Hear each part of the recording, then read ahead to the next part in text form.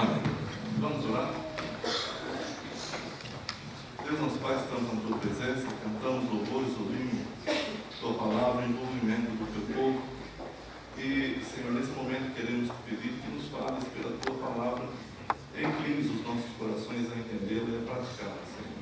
Perdoa os nossos pecados, pois em nome de Jesus, porque nós somos agradecidos. Amém. Peço que os irmãos abram suas Bíblias no livro de Jó, no capítulo 4, e o versículo 17. Livro de Jó, capítulo 4, versículo 17. O tema da nossa mensagem é duas exigências divinas: justiça e pureza. Apenas. Duas exigências divinas: justiça e pureza. Jó 4,17 diz: pode o homem mortal ser justo diante de Deus? Pode o homem ser puro diante de seu Criador? Vamos ler juntos? Pode o mortal ser justo diante de Deus? Pode o homem ser puro diante do seu Criador? Amém. Os irmãos podem sentar, por favor.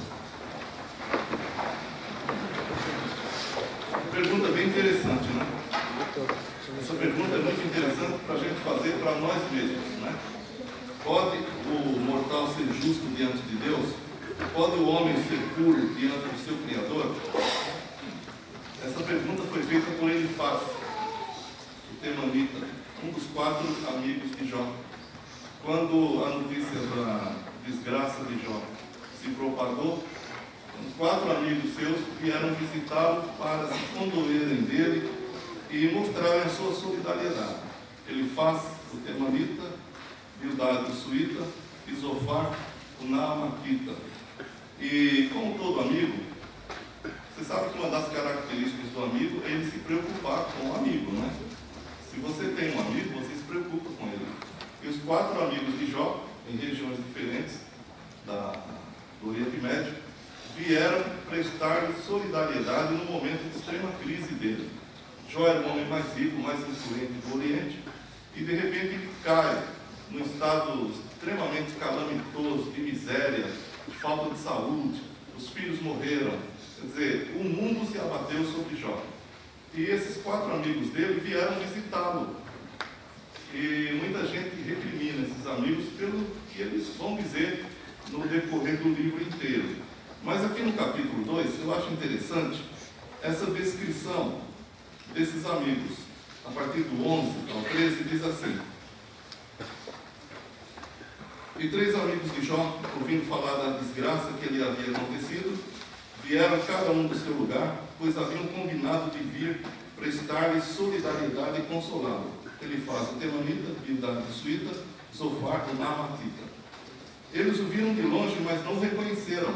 Então choraram bem alto, e cada um rasgou o seu manto e jogou terra para o ar sobre a cabeça. E ficaram sentados com ele no chão 7 dias e 7 noites. E nenhum deles lhe dizia nada, pois viram que sua dor era muito grande. Então, você dizer que esses homens não eram amigos de Jó, não é verdade. Eles eram amigos de Jó. O problema foi o que eles começaram a dizer depois. Mas aí você tem que entender o contexto em que eles viviam, a ideia que eles tinham, a teologia assim, muito incipiente que eles conheciam, e na cabeça deles, Deus só castiga aquele que comete algum pecado. Então, a fala deles no livro inteiro de Jó, enquanto eles falam, é simplesmente para aconselhar Jó a se arrepender de um pretenso pecado e se pôr diante de Deus para que Deus tirasse aquela desgraceira que tinha acontecido na vida de Jó. A intenção deles até que é boa. O problema é que eles estavam julgando. Isso não compete a um ser humano julgar outro. Quem nos julga, a Bíblia diz, quem nos julga é outro? É o Senhor. Então não adianta você achar que alguém ficou com algum problema e Deus está castigando, etc. e tal. Todavia, irmãos, eu não quero me ater sobre o tema do livro. O tema do livro de Jó, na verdade, é porque o justo sofre. Mas eu não quero me ater a esse tema. Eu vou simplesmente tentar responder, aqui durante a nossa fala, essa pergunta de Elifaz. Ele fez 2 perguntas. Pode o mortal ser justo diante de Deus? Pode o homem ser puro diante do seu Criador? É sobre isso que eu gostaria de meditar com os irmãos nessa noite. Só para tentar responder a essa pergunta que ele faz. Pode o mortal ser justo diante de Deus? Pode o homem ser puro diante do seu Criador? Você sabe, a primeira pergunta fala de justiça. E quando falamos em justiça, devemos levar em consideração duas realidades. Seres humanos comparados com seres humanos e seres humanos diante de Deus. São duas coisas completamente distintas. Cá entre nós podemos até ter algum conceito de moral, de justiça, de ética, e bem interessante. O grande problema é quando nós nos pomos ou pomos o ser humano diante de Deus. Mas a gente vai primeiro pensar um pouquinho sobre o que é justiça. Pode o homem ser justo diante de Deus? Todo mundo clama por justiça. Quem não clama por justiça, levante a mão. Todos nós clamamos por justiça. O que é justiça? Parabéns. Essas respostas unânimes são bem interessantes, né?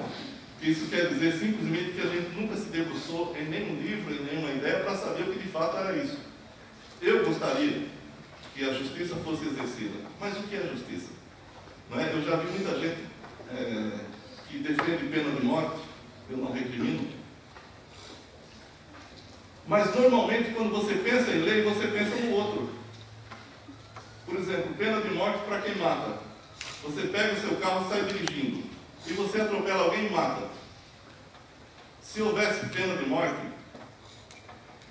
você seria morto. O seu filho seria morto. Mas a gente fala, esses caras têm que morrer. Como se a gente não dirigisse. Como se a gente não estivesse sujeito a fazer as besteiras que os outros fazem. Você sai com seu carro, né? Já que estamos falando de carro. Aí você está dirigindo tranquilo, louvando a Deus, cantando um corinho, cantando o hino do cantor cristão. E de repente o sujeito vem e te fecha. Além de fechar você, ele te xinga. E não, como se não bastasse xingar você, ele fala para todo mundo quem é sua mãe. A sua santa mãe. Aí você fala, cara, mas que é isso? Eu não fiz nada, você me fecha também. Cala a boca, eu já vi isso. Aí você tenta conversar com o cara saca de uma arma e mata você. Ou simplesmente tenta matar. Se houvesse pena de morte, aquela pessoa que é filho de alguém, que talvez até pensou em pena de morte, seria morta. Mas quando a pessoa procura a lei e procura a justiça, não está pensando em si, está pensando nos outros. Já disse um certo filósofo que nós fazemos leis para os outros. Por que a gente quer que determinada coisa seja assim? Para que o outro se submeta. Não é para nós. Então, normalmente, nós procuramos esse conceito de justiça, ou de lei, ou de legalidade, seja lá o que for, para os outros. E quando eu pergunto, o que é justiça? O que você entende por justiça? O que é justiça? Pode falar.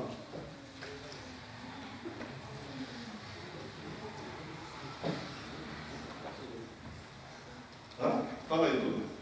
Cada um tem seu, legal, cada um. Definição de quem? Se não me engano, do piano. Radruf. Então, Radruf, um justo filósofo alemão, né? Ele disse que justiça dá a cada um o que é seu. Mas ele próprio questiona depois, mas o que é seu? Problema dos filósofos, né? O que é seu? E outra, quem vai julgar o que é seu, se eu sou igual a você? Compreende? Mas digamos que justiça seja mesmo, conceitualmente, dá a cada um o que é seu.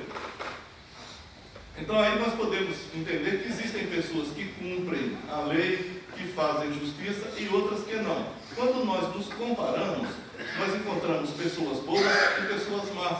Pessoas que deveriam estar na cadeia e outras que deveriam ser laureadas por grandes feitos para a humanidade, como Oswaldo Cruz, como outras pessoas que fizeram tanto bem à humanidade, né, e criaram vacinas e remédios e tal. Essas pessoas ficaram num laboratório horas e horas, dias e dias, às vezes anos. Não é? O rapaz que fez a luz elétrica, que criou, Thomas Edison, né? Ele tentou, dizem, né, 999 vezes, até chegar na milésima em que ele fez essa luz acender, e nós temos luz elétrica. E ninguém nem pensa nele. Alguém já agradeceu a Deus pela vida de Thomas Edison? Não é? Então, quando nós nos comparamos, nós podemos ver que tem pessoas boas. Aqui no nosso meio tem muita gente boa. Aliás, todo crente é gente boa. Você conhece algum crente que não seja gente boa? Não, né? Não existe. Existe? Não, não existe. Todo crente é gente boa. Todo crente se preocupa com o outro. Todo crente vive em função do outro. Todo crente é um servo de Jesus Cristo. Todo crente é um servo da igreja. Todo crente é um servo para o mundo. Na verdade, crente é a pessoa melhor que existe no mundo. Não é verdade? É sim. E se ainda não é? Vai ser. O conceito do dever ser. Né? Ainda não é. É o que Paulo diz quando escreve aos Filipenses. Eu não julgo que já haja alcançado Cristo, mas eu prossigo. A vida do crente é uma caminhada. Eu sei que eu não sou perfeito. Você sabe que não é perfeito. Você sabe que tem lá seus defeitos e até seus pecados. Mas a Bíblia diz para a gente prosseguir para o alvo de justiça de Deus, que é o próprio Jesus Cristo. Então, quando nós nos comparamos, essa pergunta dele faz, pode um mortal ser justo? Só essa parte da pergunta. Quando nós nos comparamos, nós encontramos pessoas que, de acordo com os nossos padrões, com os nossos julgamentos, são justas. Tem pessoas tão justas nessa terra, aos nossos olhos, que nós dizemos, essa pessoa só falta ser crente. Né? Tão boa que ela é. E tem gente, crente inclusive, que fala o seguinte, se essa pessoa não for salva, ninguém mais será. Um bom pai de família, um bom marido, né? Um sujeito muito trabalhador, cumpridor de seus deveres, um bom vizinho, gente boa demais. Né? Se essa pessoa não for salva, quem vai ser? Então, quando nós nos comparamos, nós temos parâmetros para dizer se uma pessoa é boa, se uma pessoa é má, se ela é envolvida com as causas sociais. Sim, parabéns aos jovens da nossa igreja que realizaram um trabalho social relevante. Eles saíram dos seus afazeres, das suas vidas, poderiam estar captando Pokémon.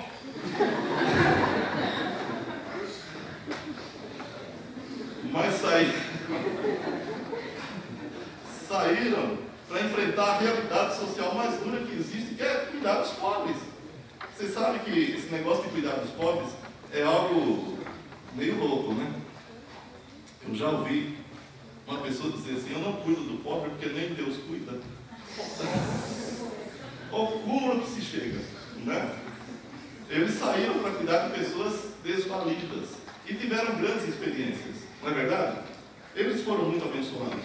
Eu fiquei muito tocado, falei de manhã, com aquele senhor que, quando vocês estavam saindo e perguntaram para ele, o senhor quer mais alguma coisa? Ele falou assim, eu só queria um abraço. Aí, cada um dos jovens abraçou aquele senhor. Olha que coisa interessante. O que ele queria? Ele queria um abraço, ele queria um afeto. E nós temos isso para dar. Às vezes nós negamos. Você sabe que a gente deixa de viver por fazer as pequenas coisas. E a gente deixa de fazer a vontade de Deus, que é a vontade de Deus a gente fazer isso. Eu não sei porquê. Nós, sabe, irmãos, a felicidade não consiste em as pessoas nos procurarem para fazer as coisas. Você quer ser uma pessoa extremamente feliz? Faça os outros felizes. Você quer ser uma pessoa muito amada? Ame as pessoas. Você quer ser uma pessoa muito compreendida? Compreenda as pessoas. Jesus disse, boa medida, recalcada, sacudida, vos deitarão no vosso regaço. Porque com a medida com que medirdes, vos medirão a vós. Está falando do conceito de justiça. Tudo que o homem semear, isso também ceifará. Então, semeie o que é bom, semeie coisas boas. Os jovens fizeram isso. E Deus abençoe vocês. Então, quando nós nos comparamos aqui, nós podemos chegar a certos conceitos de justiça que são interessantes. Nós estamos em plena campanha política, não é? Candidatos a prefeito, vereadores, é só isso, né? E você vai ouvir muito, como houve em todas as campanhas, vote em mim que eu sou honesto. Eu não votaria num candidato que diga, vote em mim que eu sou honesto. Porque eu gosto de desonesto? Não. Porque o que você é, você não fala. O que é natural, não precisa falar. Se eu chegasse aqui, ó irmão, olha pra mim, eu sou homem, tá? Todo mundo está vendo, eu sou casado, tenho 4 filhos. Se não for homem, não sei, é trabalho, enfrenta as realidades duras. da minha função.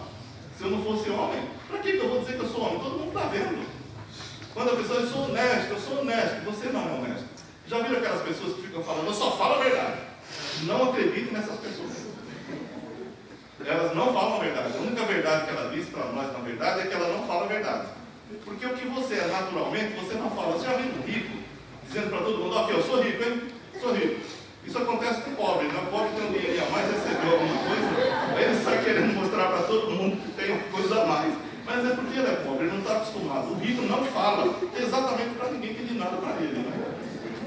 Ele fica guardando o que é dele para ele e pronto. Então esses políticos aí, vocês vão ouvir muito isso aí, eu sou honesto. Mas tem muitos políticos honestos. Por exemplo, aquele outro também. Não é brincadeira, tem político honesto. Vocês conhecem algum? Deixa com Deus, né? Mas cuidado aí quando forem votar. Então, quando nós nos comparamos, nós podemos encontrar muitos conceitos de justiça. O grande problema, que a pergunta dele faz, ele pergunta, pode o mortal ser justo diante de Deus? Aí ele dá o X da questão. Entre nós temos pessoas honestas. Quem se considera honesto, levanta a mão. Está brincando, né? Meu Deus! Que decepção! Como canta o corinho lá, meu Cristo, meu mestre.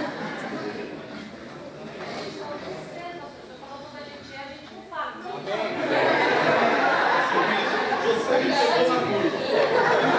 Você é muito inteligente. Por isso que ninguém fala, né? Também não se compromete. Cá entre nós temos esses conceitos de justiça, de bondade, de maldade, né? As pessoas envolvidas são pessoas boas. Agora, quando nós estamos diante de Deus, quando nós somos postos diante de Deus, então os padrões são outros.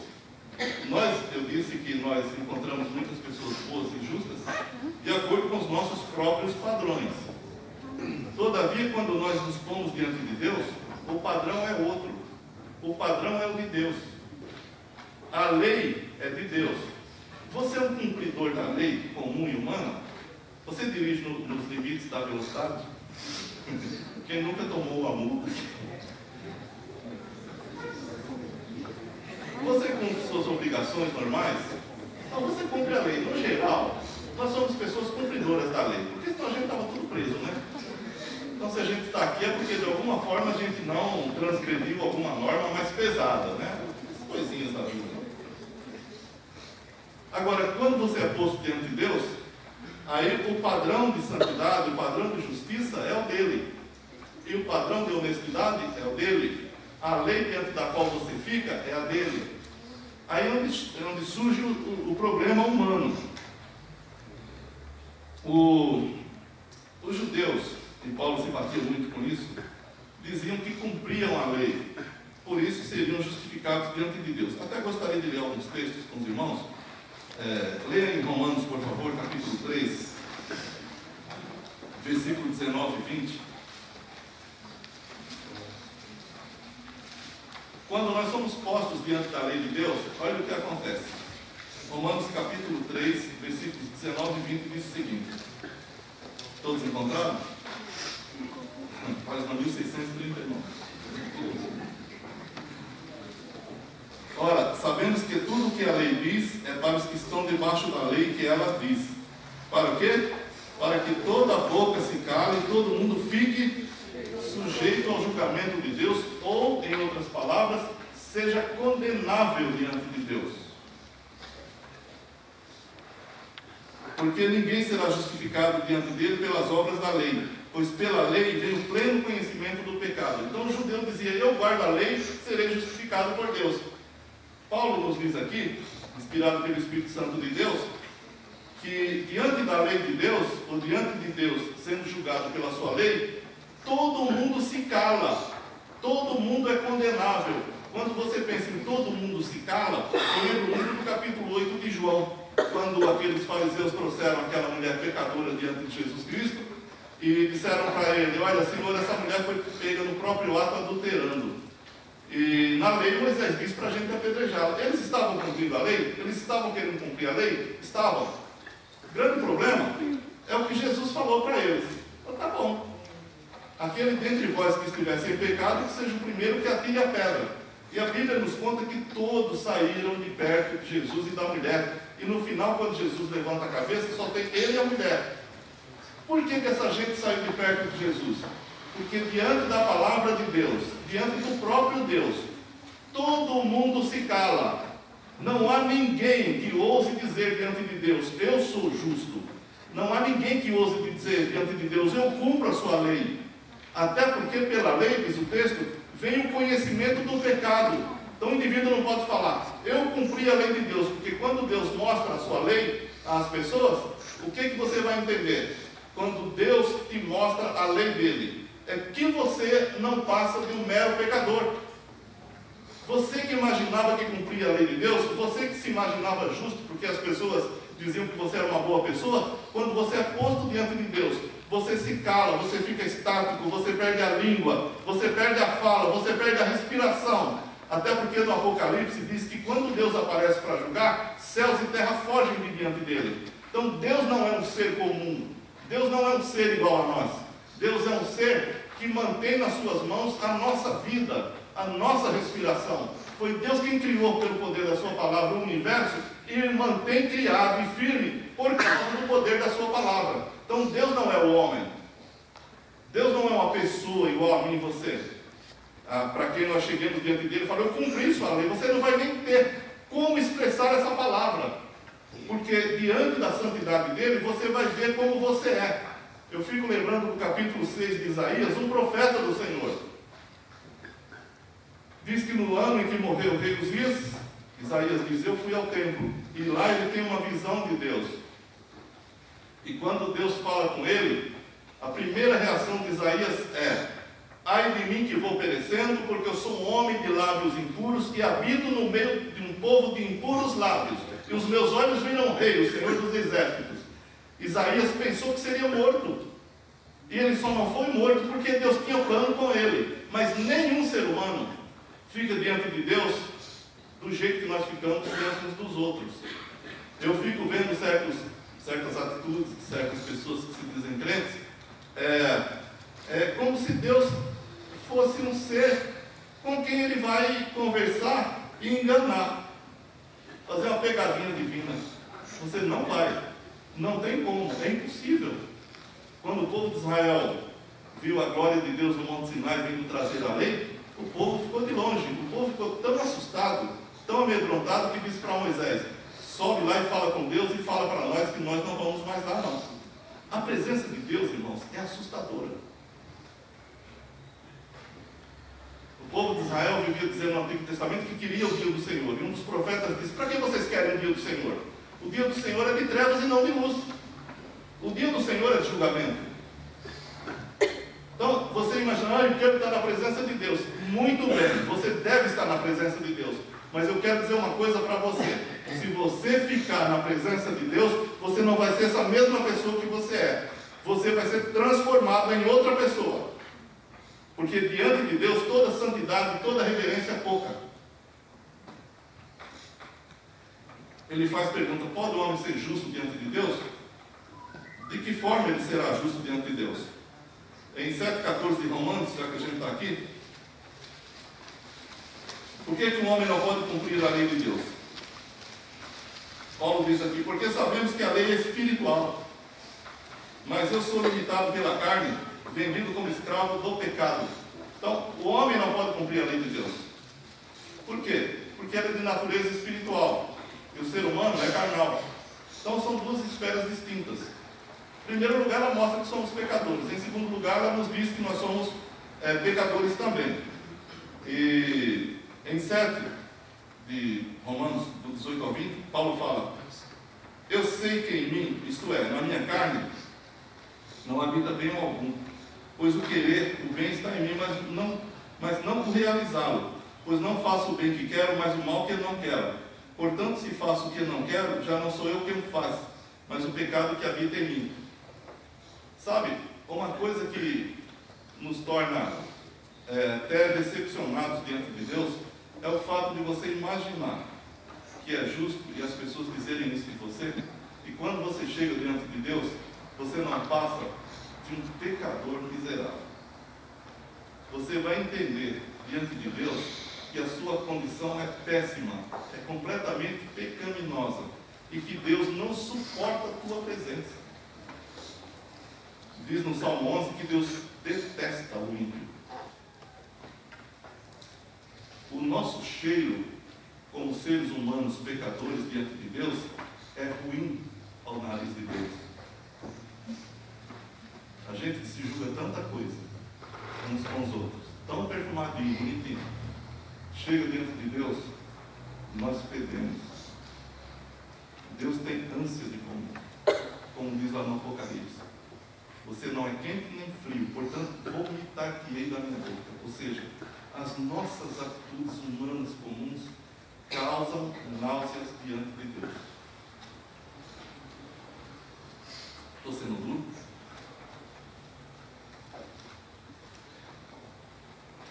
Como se não bastasse a nossa própria condição, lá no Salmo 53, versículos 2 e 3, a Bíblia diz que Deus desce para procurar uma pessoa que faça o bem e não encontra nenhuma sequer.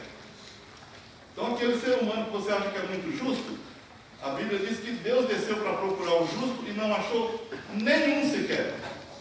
E o pior ainda, no Salmo 51, versículo 5, por que as pessoas não conseguem ser justas diante de Deus?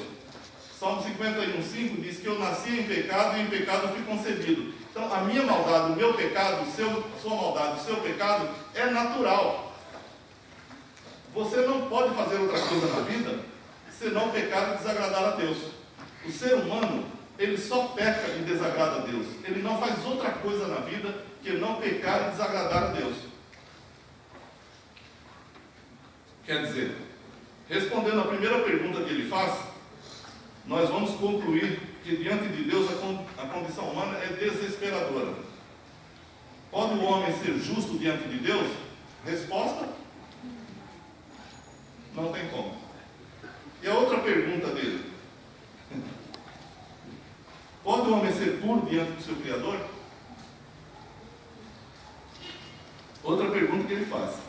Essa pergunta, pode o homem ser puro diante do seu Criador? O próprio Jó responde. Quem perguntou foi Elifaz. Mas no capítulo 15 de Jó, versículos 14 e 16, o próprio Jó responde essa pergunta do Elifaz. Jó 15, 14, 15 e 16. Jó responde: quem é o homem para ser puro? E o que nasce de mulher para ser justificado? Olha o que ele diz: Deus não confia nos seus santos, nem o céu é puro aos seus olhos.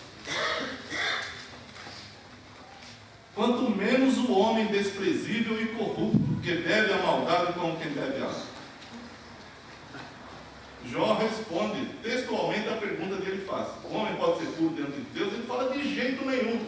Deus encontra impureza até nos céus. Deus não confia nos seus ministros. Ele fala: e quem é o homem para ser puro diante de Deus? Olha a nossa situação como é calamitosa, irmãos. Você que pensa que pode se salvar, que pode ser uma boa pessoa, que Deus vai olhar de uma forma especial para você e que vai te laurear. O que é pureza? Eu perguntei o que era justiça. E pureza? A pureza, como falada na Bíblia, referida na Bíblia, é aquilo que é límpido, transparente e translúcido.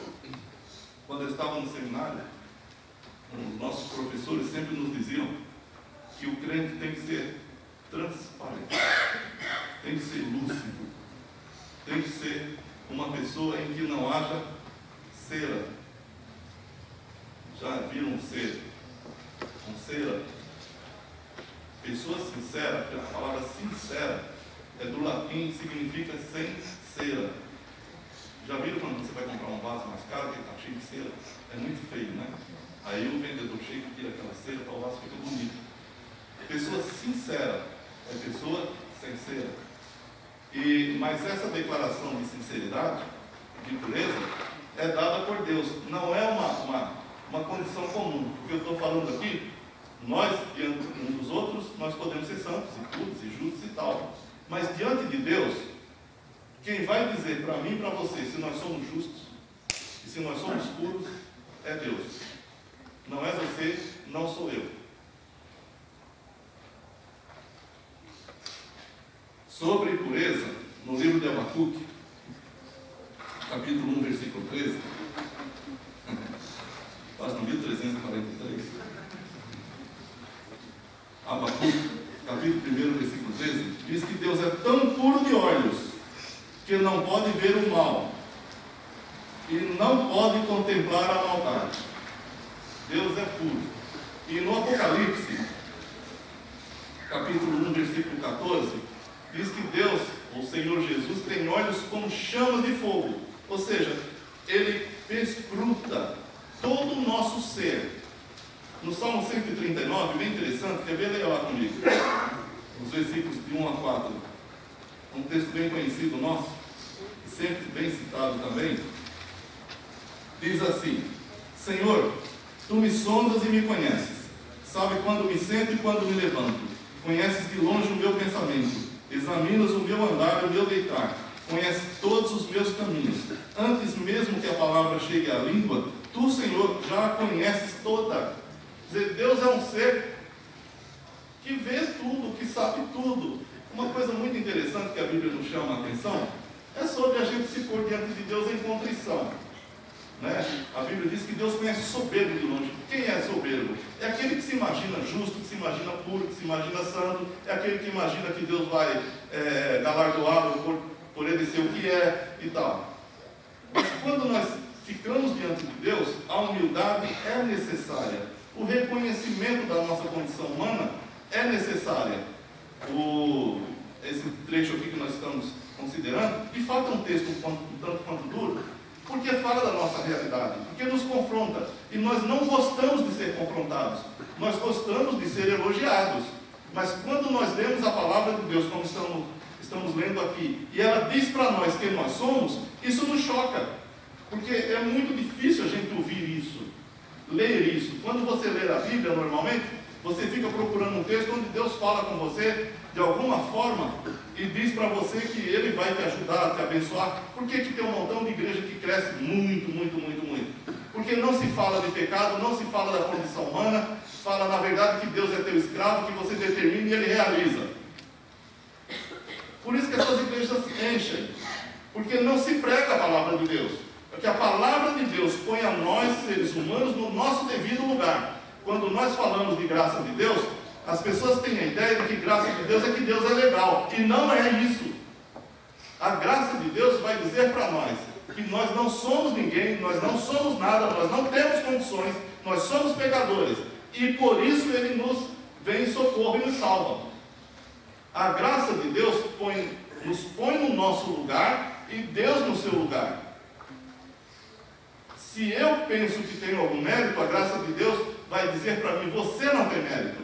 Se eu penso que consigo, a graça de Deus vai dizer para mim, você não consegue. Mas Deus faz por nós. Essas duas perguntas que nós estamos considerando, pode o homem ser justo diante de Deus? Pode o homem ser puro diante do seu Criador? É claro que não. O próprio Jó já respondeu que não. A Bíblia diz que não. Os textos que nós lemos dizem que não. Então, se a Bíblia parasse por aqui, por exemplo, nós teríamos que ir para casa agora chorando. Eu sou desgraçado. Eu não tenho condições de nada. Eu não posso nada. Mas a história da Odisseia humana não termina só com isso. Termina com algo muito mais glorioso. Se a Bíblia, por um lado, diz que nós não temos condição nenhuma de estar diante de Deus, que o nosso cheiro é ruim diante de Deus, que Ele tampa os narizes quando chega um pecador por causa da sua pecado é lama. Você chega enlameado diante de Deus. E o que é que Deus fez? A história humana não termina assim.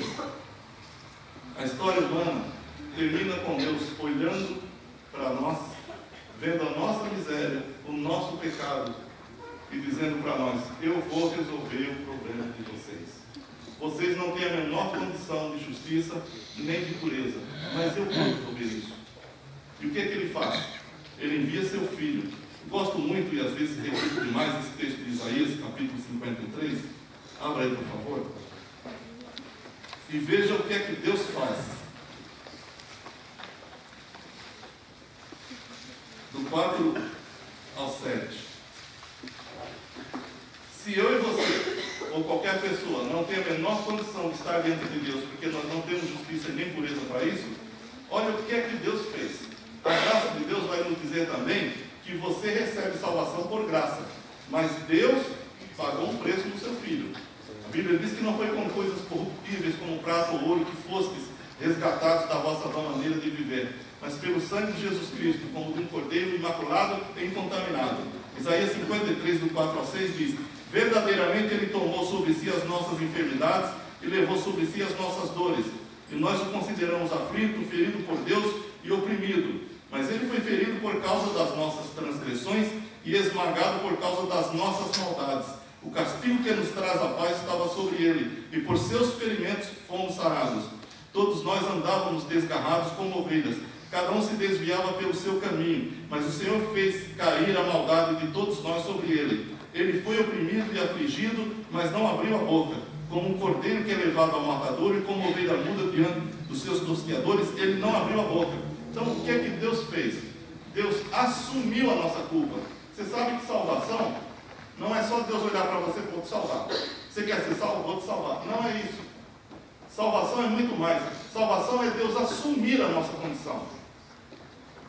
Até porque a Bíblia diz que Deus justo, se Deus simplesmente perdoa os nossos pecados, Ele não é justo. Porque Ele diz que o salário do pecado é a morte. Ele diz que a alma que pecar, essa morrerá. E a Bíblia diz que todos pecaram e destituídos ficaram da glória de Deus. Então, salvação não é só Deus olhar para você e te salvar, é muito mais. É Ele assumir a nossa dívida. É Ele assumir a nossa culpa. E Ele fez isso em Jesus Cristo. Sobre Jesus Cristo caiu toda a nossa falta de justiça, toda a nossa maldade, caíram todos os nossos pecados, e Ele morreu por nós. Eu acho interessante sobre quando nós tratamos em teologia sobre a vida e a morte de Jesus Cristo. E nós encontramos o seguinte: a vida que Jesus viveu, cumprindo a lei de Deus, Ele a viveu por nós. Isso chama-se obediência ativa. Jesus Cristo cumpriu toda a vontade de Deus, não simplesmente para cumprir a vontade de Deus, Ele cumpriu por nós. E quando Ele morreu, Ele assumiu a nossa dívida, e passivamente Ele morreu por nós, cumprindo a vontade de Deus. Então, quando Deus nos salva, olha que coisa interessante, irmãos. Você que não tinha um pingo de justiça, nem um pingo de pureza, Deus imputa a você toda a pureza e a justiça do Filho dele, e imputa sobre o Filho dele toda a tua maldade. Isso é graça. E a Bíblia diz que Ele morreu pelos nossos pecados e foi ressuscitado para a nossa justificação. De maneira que, como nós não temos justiça e nem pureza, Deus nos dá essa justiça e essa pureza em Jesus Cristo. O profeta Isaías, no capítulo 61, já que a gente está aqui em Isaías, versículo 10, tem uma figura interessante. Porque quando a Bíblia fala de justiça, fala de vestes de justiça. E é como uma noiva que se veste para casar. Normalmente as noivas se vestem da forma mais cara que elas podem pagar, não é verdade? Depois do casamento, o marido dela vai ter que se virar para pagar o vestido que ela usou no dia do casamento. Seja alugado, seja comprado, tudo é muito caro. Mas a noiva normalmente se veste de uma forma que chama a atenção de todos. E é bonito, né? Aquele ritual todo e tal. E a salvação e a pureza e a justiça de Deus que a nós é imputada, o profeta Isaías compara isso. Veja 61:10 de Isaías. Eu me regozijarei muito no Senhor, a minha alma se alegrará no meu Deus, porque me vestiu de veste de salvação, cobriu-me com um manto de justiça, como noivo que se adorna com um turbante e como noiva que se enfeita com as suas joias. Se diante de Deus, no capítulo 3 do profeta Zacarias, tem a figura de Josué vestido com roupas sujas, e estava Satanás para acusá-lo diante de Deus. E Deus diz: tira essas vestes e ponha outras vestes no sacerdote. E para nós é a mesma coisa. Deus diz: tira essas vestes sujas, tira essa sujeira dessa pessoa que eu vou salvar, e vista de vestes de justiça. Quando Deus olha para mim e para você que estamos em Cristo, Ele olha através de Jesus Cristo. E Ele nos vê tão santos, tão puros, tão retos, como o próprio Filho dele. Você não tinha justiça, você não tinha pureza. Mas no dia em que você foi chamado à graça de Cristo, a justiça e a pureza de Jesus Cristo cobriu você. E isso é uma declaração do próprio Deus. É Ele que nos vê assim. Quando nós olhamos para nós não sabemos, nós não somos nada mesmo. Mas quando Deus olha para nós, que é o nosso juiz, que estamos em Cristo, Ele nos vê tão justos e tão puros como o Filho dele. Amém? Então, respondendo cabalmente a pergunta dele faz: pode o homem ser justo diante de Deus? Pode o homem ser puro diante do seu Criador? Por si só considerado, não.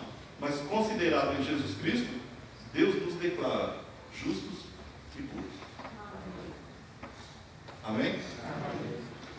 Você é uma pessoa que é alcançada pela graça de Cristo. Mas todos nós temos que reconhecer sempre isso. Por isso a nossa oração deve ser sempre de louvor a Deus. Eu estava, e você também, num estado condenável diante de Deus. A ira de Deus pairava sobre nós. A Bíblia diz que aquele que tem o filho tem a vida, quem não tem o filho não verá a vida, e a ira de Deus sobre ele permanece. Nós estávamos sob a ira, e Paulo fala disso no capítulo 2 de Efésios, que todos nós antes, como os demais, estávamos sob a ira de Deus. Mas Deus, que é riquíssimo em misericórdia, pelo seu muito amor, porque nos amou, estando nós ainda mortos, nos vivificou juntamente com Cristo e nos fez assentar nas regiões celestiais. De maneira que hoje, a sua condição de salvo é completamente irreversível. Você recebeu de Deus uma salvação sem fim. Você recebeu de Deus uma salvação eterna. Aquilo que Deus fez na sua vida, naquele momento em que você nasceu de novo, isso nunca você perderá. Você é salvo por toda a eternidade. E alguém pergunta, né? E se eu estiver pecando na hora que Jesus vier? A Bíblia também diz que isso é impossível de acontecer, porque a Bíblia também nos diz em Judas, os últimos 2 versículos, que quem nos guarda de tropeçar é Deus. E Ele nos guarda de tropeçar para nos apresentar santos, inculpáveis e irrepreensíveis diante dEle. Maravilha? Se no primeiro momento nós estávamos frustrados com a nossa própria condição, creio que nesse momento nós temos que louvar a Deus e glorificar a Deus por sabermos que Ele realizou em nós e por nós uma obra tremenda, irreversível. Você é salvo, você é justo, você é puro diante de Deus, porque Ele assim declara, se você estiver em Cristo.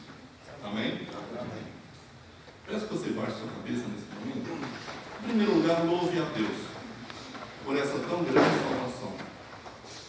Nós que não tínhamos a menor condição de estarmos diante de Deus, Ele nos fez povo seu e ovelhas do seu pasto. Nós, pecadores miseráveis, Deus nos torna santos e justos no seu Filho. Agradeça a Deus por isso, louve a Deus por isso. E também gostaria de deixar aqui uma pergunta às pessoas que ainda não entregaram a sua vida a Jesus Cristo, se é que haja alguém aqui nesse lugar. O Espírito Santo falou com você? O Espírito Santo disse que você é um pecador? O Espírito Santo também te conduz a Jesus Cristo. E você pode ser perdoado de todos os seus pecados. No exato momento em que você reconhece o pecador, arrepende-se com esse arrependimento que Ele te dá, com a fé que Ele te dá, e você se torna um dos eleitos de Deus. Alguém no nosso meio que ainda não tem essa experiência de novo nascimento, quer entregar sua vida a Jesus Cristo? Eu acho que todos aqui são crentes.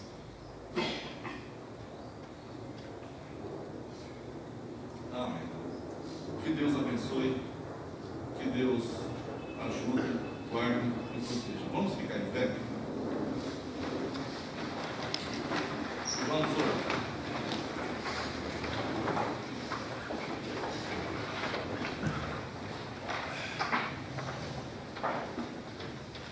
Deus, nosso Pai, estamos aqui na tua presença, gratos por essa tão grande salvação que o Senhor nos concede em teu Filho Jesus Cristo, Senhor. Nós que não merecíamos e não merecemos absolutamente nada, mas o Senhor houve por bem nos amar e nos resgatar e nos ressuscitar e nos fazer assentar nas regiões celestiais contigo, Senhor. Louvamos o teu nome grandioso e glorioso. Que o Senhor sempre ponha diante de nós essa gratidão, que nós nunca nos esqueçamos de que fomos salvos única e exclusivamente pela tua graça maravilhosa, Senhor. Que o teu Santo Espírito resplandeça sobre nós essa verdade sempre e para todo sempre, pois é em nome do teu Filho, porque oramos agradecidos. Amém.